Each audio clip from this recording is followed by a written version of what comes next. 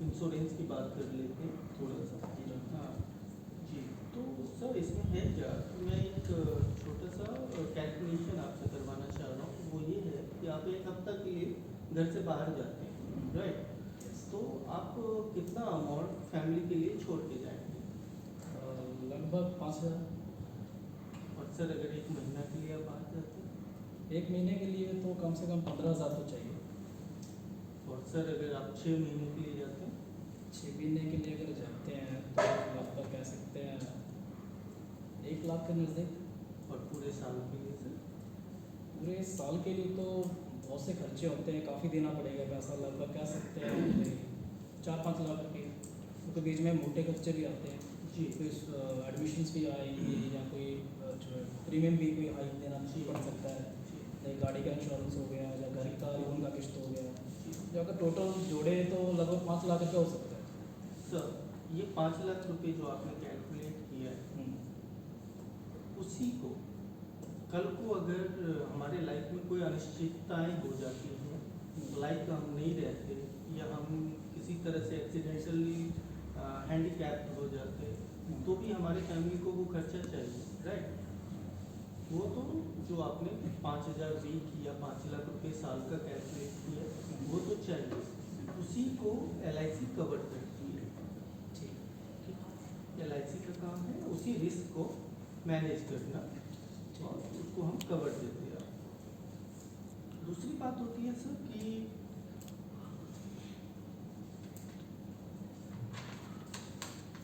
LIC से ही क्यों नहीं? रिस्क कवर के लिए मार्केट में बहुत सारी कंपनियां हैं, 28 कंपनियां आज के डेट में काम कर रही है, उसमें से LIC से ही क्यों लेना है? तो सर हमारा कंपनी प्रोफाइल जो है इंडिया में वर्ल्ड वाइड बहुत स्ट्रॉन्ग है। आपने अभी एक नई घटना देखी होगी नोटबंदी की, राइट? 3-4 साल पहले नोटबंदी हुआ था। उसमें जो टोटल इंडिया में करेंसी इकट्ठा हुए थे 500 और 1000 के नोट, वो थे लगभग 16 लाख करोड़। और हमारा जो लाइफ फंड है, जो LIC के पास जो लाइफ फंड पड़ा हुआ है, जो सिक्योर्ड फंड होता है, वो करीब 38 लाख करोड़ है। मतलब जितना 1000 और 500 के नोट इकट्ठा हुए थे, उसके डबल से भी ज़्यादा। इसीलिए मेरी सलाह रहेगी कि आप अपना लाइफ कवर वहाँ से करें जहाँ आपको क्लेम मिलने की संभावना सबसे ज़्यादा हो, और वो क्लेम रेशियो जो हमारा है वो 99% मोर का है, उससे ज़्यादा। ये मेच्योरिटी की आप बता रहे हो या मतलब किस चीज़ की रेशो बता रहे हो? रिस्क कवर की मैं बता रहा हूँ, और मेरी कंपनी प्रोफाइल आपसे डिस्कस कर रहा हूँ। ओके, मतलब आप कहने का मतलब आप डेथ क्लेम की रेशो बता रहे हो? जी, जो क्लेम सेटलमेंट रेशियो होता है वो 99% से ज़्यादा है। हमारे साथ सर सॉवरेन गारंटी है, गवर्नमेंट की एक गारंटी है। सपोज करते हैं आपके बैंक में 15 लाख का FD है, बट आपको उस पर गारंटी सिर्फ 5 लाख रुपए की है। कल को बैंक करप्ट हो गई तो आपको सिर्फ 5 लाख रुपए की है, ठीक है, राइट? बट LIC में अगर आपका 25 लाख का पॉलिसी है, तो वहाँ पे सॉवरेन गारंटी जो है 25 लाख प्लस बोनस की गारंटी भारत सरकार की।